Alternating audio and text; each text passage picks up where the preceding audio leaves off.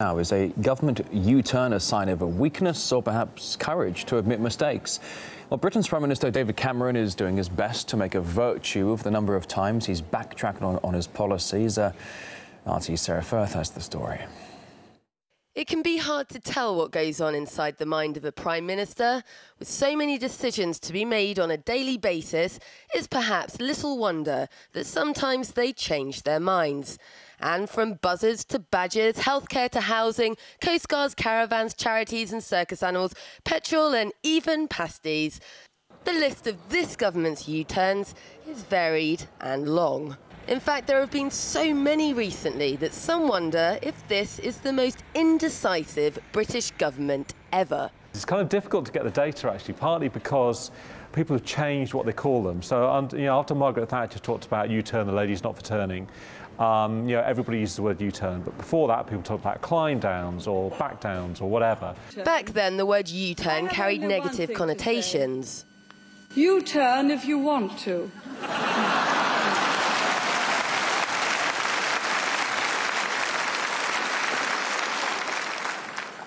The lady's not for turning.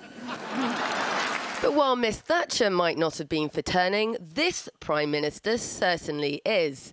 His coalition's clocked up a giddying 35 U-turns so far. Roughly, for every 29 days the coalition's been in power, there's been a change of direction, a U-turn, if you like.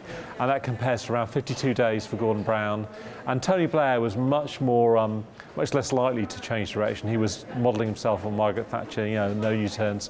And it took around 400 days to get a change direction out of Tony Blair's government. Going back to the coalition then, when it comes to U-turns, why do you think we have seen this government have so many more than previous governments?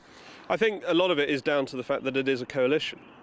This is a very new thing, actually, in British politics. It's very common in European. Embarrassing for them, do you think? I think it's been difficult from a leadership point of view, but I think it's something that has been accepted going in and during the coalition agreement that there will have to be compromises. When it comes to this government, it's clear that what they say might not always be exactly as it seems. But is the fact that they've clocked up so many U-turns a sign that the government's listening? Or does it leave their pledges and promises sounding a little, well, false? It's not good, is it? It's not a good thing? No, it's definitely not. Yeah. No. It doesn't give you much confidence, does it, in what they're doing? If you vote for a government in an aspect of what they're saying, it's not going to be a good thing if they turn around and go, actually, we're going to do this instead.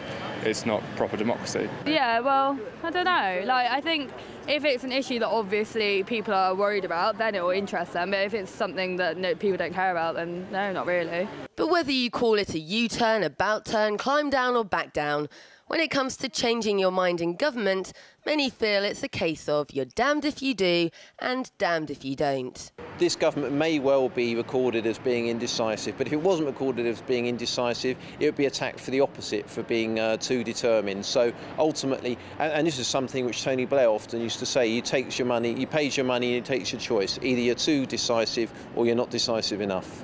As to what David Cameron thinks about all the coalition U-turns, well, he hasn't given us an answer yet. Perhaps he hasn't made up his mind. Sarah Firth, RT, London.